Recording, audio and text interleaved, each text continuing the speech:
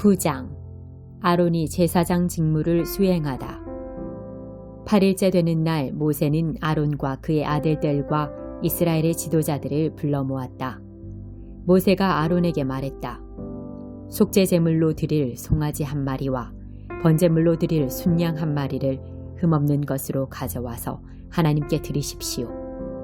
그리고 이스라엘 백성에게 이렇게 전하십시오. 속죄 제물로 드릴 순염소 한 마리와 번제물로 드릴 1년 된 흠없는 송아지 한 마리와 어린 양 한 마리를 가져오고 화목 제물로 드릴 수소 한 마리와 순양 한 마리를 기름 섞은 곡식 제물과 함께 가져와서 하나님 앞에 드리십시오. 하나님께서 오늘 여러분에게 나타나실 것입니다. 백성이 모세가 명령한 것들을 회막으로 가져왔다. 온 회중이 가까이 다가와서 하나님 앞에 섰다. 모세가 말했다. 이것은 하나님께서 여러분에게 명령하신 것입니다. 하나님의 빛나는 영광이 여러분에게 나타날 것입니다. 모세가 아론에게 지시했다. 제단으로 가까이 가서 형님의 속죄 제물과 번제물을 드리십시오. 형님 자신과 백성을 위해 속죄하십시오. 하나님께서 명령하신 대로 백성을 위한 제물을 드려 그들을 위해 속죄하십시오. 아론은 제단으로 가까이 가서 자신을 위한 속죄 제물로 송아지를 잡았다. 아론의 아들들이 그 피를 그에게 가져오자 아론은 손가락에 그 피를 찍어 제단 뿔들에 발랐다. 나머지 피는 제단 밑에 쏟았다. 아론은 속죄 제물에서 떼어낸 지방과 콩팥과 간을 덮은 껍질을 제단 위에서 불살랐다. 모세는 하나님께서 명령하신 대로 행했다. 고기와 가죽은 진 밖에서 불살랐다. 그 다음에 아론은 번제물을 잡았다. 아론의 아들들이 그에게 그 피를 건네자 아론은 그 피를 제단 사면에 뿌렸다. 아론의 아들들이 그에게 각을 뜬 여러 부위와 머리를 건네자 아론은 그것들을 제단 위에서 불살랐다. 그는 내장과 다리를 씻어 제단 위에 있는 번제물 위에 놓고 불살랐다. 이어서 아론은 백성의 제물을 드렸다. 아론은 백성을 위한 속죄 제물로 순염소를 가져다가 잡고 먼저 드린 제물과 마찬가지로 그것을 속죄 제물로 드렸다. 같은 절차에 따라 번제물도 드렸다. 이어서 곡식 제물을 한 움큼 가져다가 아침 번제물과 함께 제단 위에서 불살랐다. 그리고 백성을 위한 화목 제물로 숫소와 순양을 잡았다. 아론의 아들들이 그에게 그 피를 건네자 아론은 그 피를 제단 사면에 뿌렸다. 그들이 숫소와 순양에게서 떼어낸 여러 부위의 지방, 곧 기름진 꼬리와 콩팥이 덮은 지방과 간을 덮은 껍질을 두 짐승의 가슴 위에 놓자 아론은 그것을 제단 위에서 불살랐다. 아론은 두 짐승의 가슴과 오른쪽 넓적다리를 흔들어 바치는 제물로 하나님 앞에 흔들어 드렸다. 모세는 하나님께서 명령하신 대로 행했다. 아론이 백성을 향해 두 손을 들어 그들을 축복했다. 아론은 속죄 제물과 번제물과 화목 제물을 다 드리고 나서 제단에서 내려왔다. 모세와 아론은 회막 안으로 들어갔다. 그들이 회막에서 나와 백성을 축복하자 하나님의 영광이 온 백성에게 나타났다. 하나님께로부터 불이 나와서 제단 위에 있는 번제물과 지방을 불살라 버렸다. 온 백성이 그 일어난 일을 보고 큰 소리로 환호하며 땅에 엎드려 경배했다. 시편. 하나님, 어찌하여 나를 외면하십니까? 주님이 필요한데 어디 계십니까? 악인들이 큰 소리치며 가난한 이들을 맹렬히 뒤쫓고 있으니 하나님, 저들의 다리를 걸어 자기들이 꾸민 흉계에 빠지게 하소서. 악인들은 빈말을 떠벌리고 사기꾼 입에서는 구린내가 진동합니다. 저들 하늘을 찌를 듯 콧대가 높아 하나님을 무시합니다. 벽마다 휘갈겨 쓴 낙서가 보입니다. 잡을 테면 잡아보라지. 하나님은 죽었어. 저들은 주님의 생각에 전혀 개의치 않고 방해가 된다 싶으면 바로 주님을 외면합니다. 우리는 잘못되지 않아. 올해는 운이 좋거든 하면서 자기들이 근사하게 산다고 생각합니다. 저들의 입에는 저주가 가득하고 저들의 혀는 살모사처럼 독을 내뱉습니다. 선량한 사람들 뒤에 숨어 있다가 만만한 이들을 덮칩니다. 운 나쁜 일을 눈여겨두었다가 사냥꾼처럼 은밀한 곳에서 기다립니다. 그러다 그 가련한 사람이 가까이서 헤매기라도 하면 뒤에서 그의 등을 찌릅니다.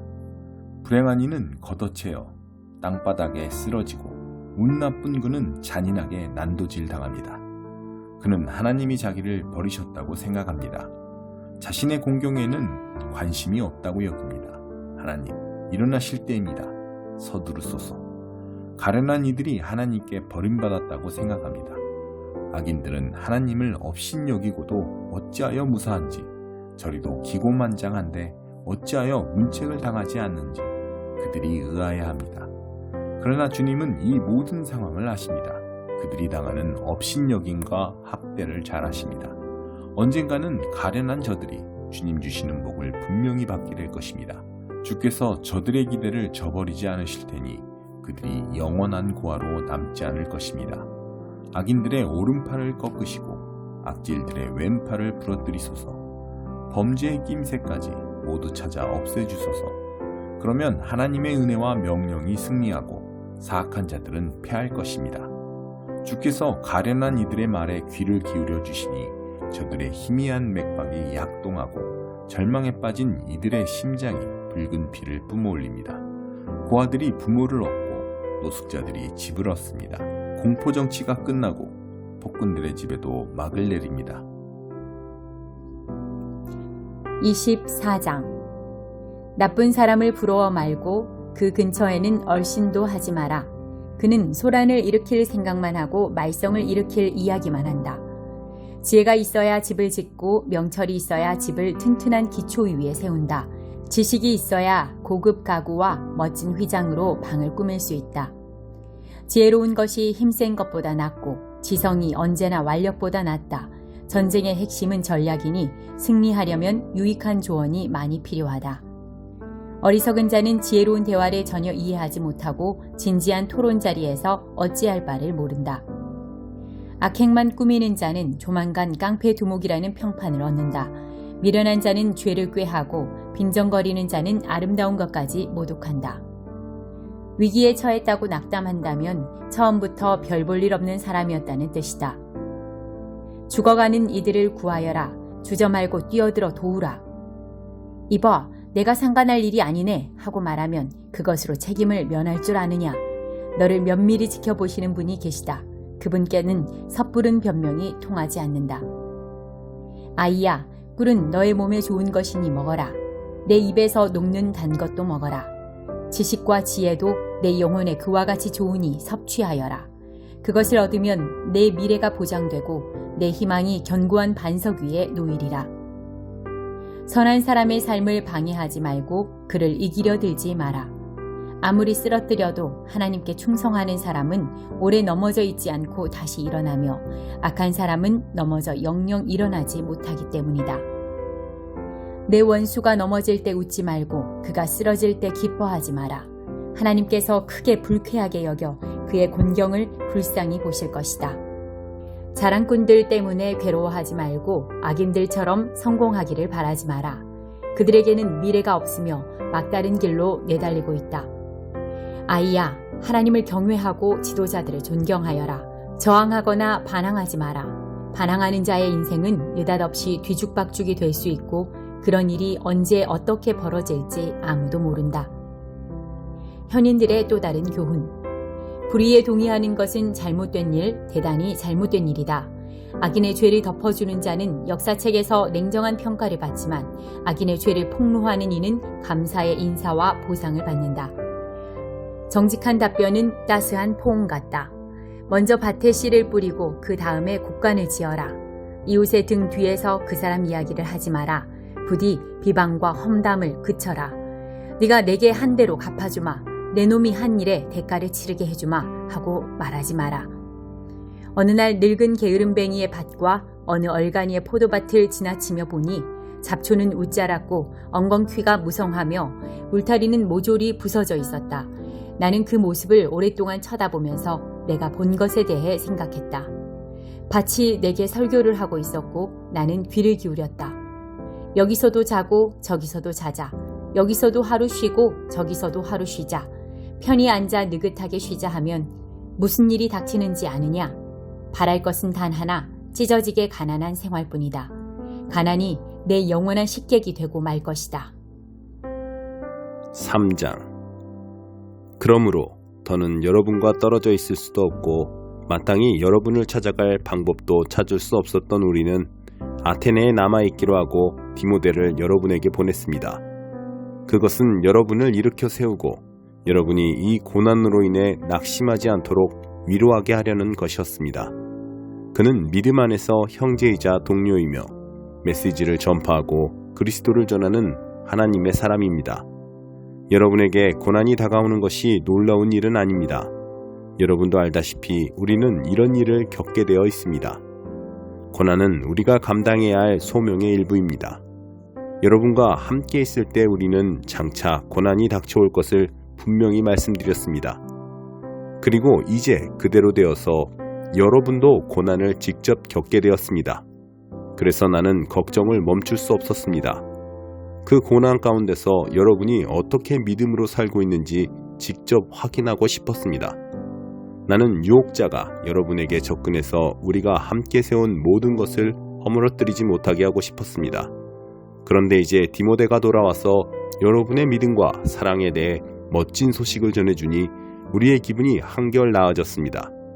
여러분이 계속해서 우리를 좋게 여기고 우리만큼이나 여러분도 우리를 보고 싶어 한다는 소식을 들으니 감사하는 마음이 더욱 각별합니다. 우리가 여기서 고난과 역경 가운데 있지만 여러분이 어떻게 지내는지 알게 되었으니 우리가 더 견딜 수 있겠습니다. 여러분의 믿음이 살아있다는 것을 알게 되었으니 우리가 살겠습니다. 우리가 여러분으로 말미암아 하나님 앞에서 누리는 이 기쁨을 두고 어떻게 하면 하나님께 제대로 감사드릴 수 있을까요? 우리는 우리가 할 수 있는 일을 합니다. 곧 밤낮으로 기도하며 여러분의 얼굴을 다시 보게 되는 기쁨을 선물로 주시기를, 여러분의 믿음이 흔들릴 때 우리가 도울 수 있게 해주시기를 구합니다. 하나님 우리 아버지와 우리 주 예수께서 여러분에게로 가는 길을 우리 앞에 열어주시기를 바랍니다. 또한 주님께서 여러분에게 사랑을 부어주셔서 그 사랑이 여러분의 삶을 가득 채우기를, 그 사랑이 우리에게서 여러분에게 전해진 것 같이 또한 여러분에게서 주위 모든 사람에게까지 넘쳐나기를 바랍니다.